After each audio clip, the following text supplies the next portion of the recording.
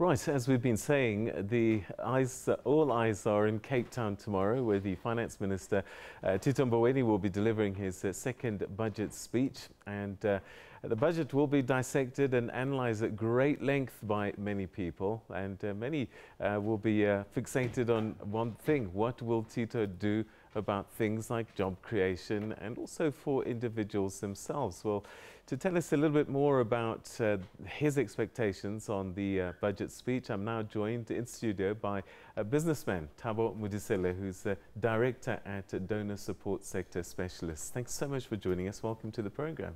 Thank you so much, Peter, and greetings to all the viewers out there. All right. So why we've brought you in is that most of the time we talk to analysts and economists who tell us what they think is going to come up in the budget, and we'd like to get a sense from people who are out there making an honest living, what they would like to see happening in their sectors. Now, as an entrepreneur and as a businessman, what would you like to hear tomorrow? Is this a speech that you normally pay attention to? I think, indeed, that's a speech that one really wants to pay attention to, particularly the fact that, everything that comes out from the budget has an impact on all business sectors.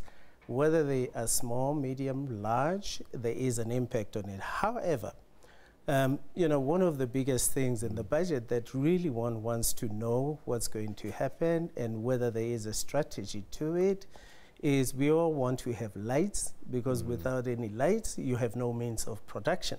So therefore, key is that we would like to see whether Eskom would, then be taken off from where it is currently to a means of productivity, whether the loans that they have can then be, sort of guaranteed by the Treasury, just to ensure that, everybody has a light, everybody can produce. The SMEs, particularly the ones that are into panel beating, motor mechanics, they're able to do their jobs and they can do their jobs successfully. And I would imagine that, even a few days of no power means you have a bad month.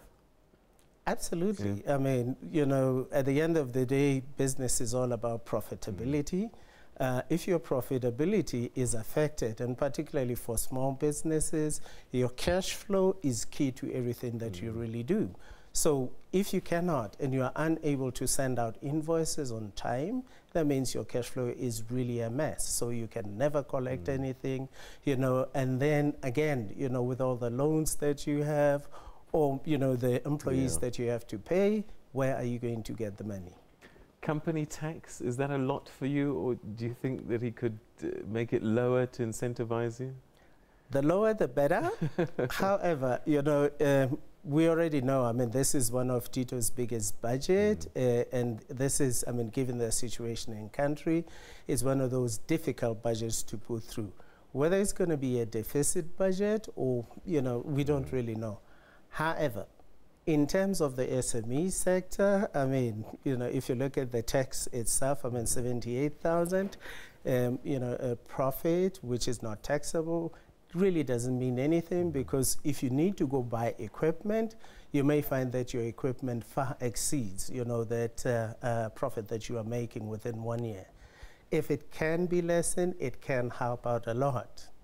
But I am also looking at the situation where the minister can come back and say there is now additional funding for SMEs, but funding requires that somebody has to also have access to the funding.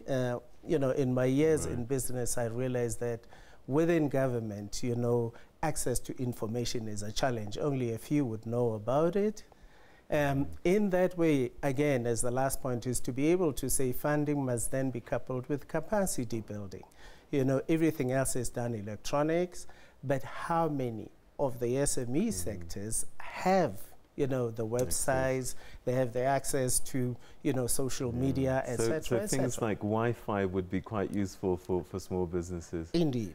All right, so talk to us about compliance, because that's the other thing that is quite a burden, especially for small businesses. The number of forms that need to be filled in and sent to the various authorities.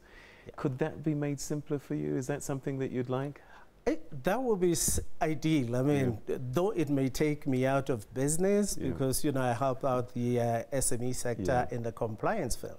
But I also do the compliance sector for the NGO sector. So, you know, consultation cuts across the donor sector as well as the SME sector.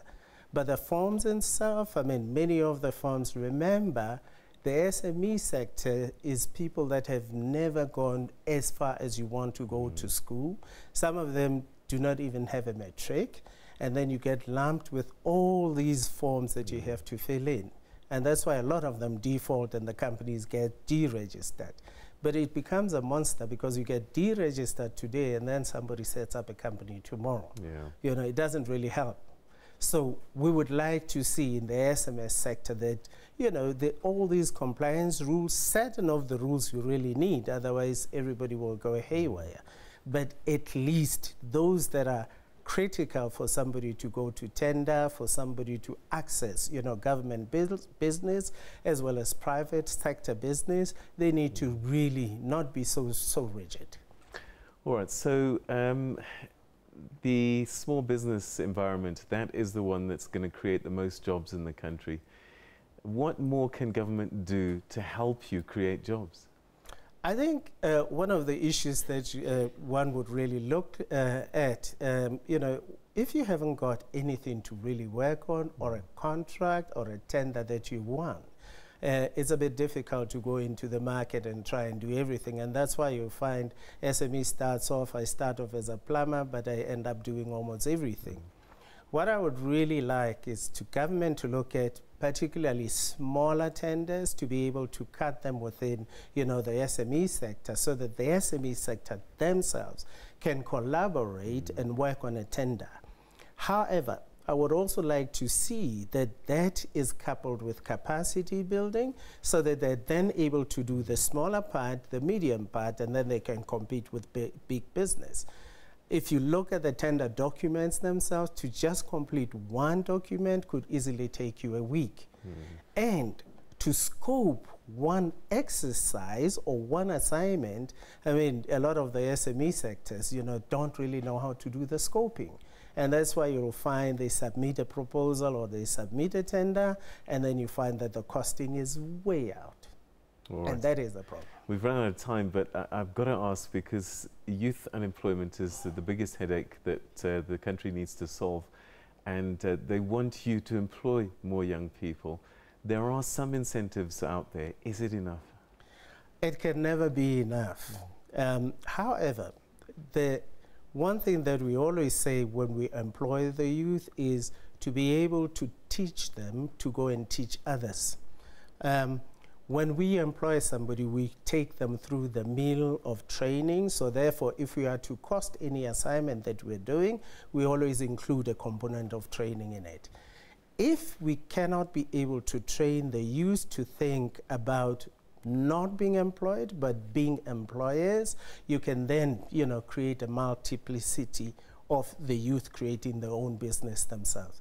However, the environment also needs to be conducive to be able to deal with the youth issues. All right, Thabo Modiselle, we're going to have to leave it there. Thanks very much indeed. Let's hope that Finance Minister Tito Mboweni does not disappoint you tomorrow. I am hoping so too. Thank you. Fantastic.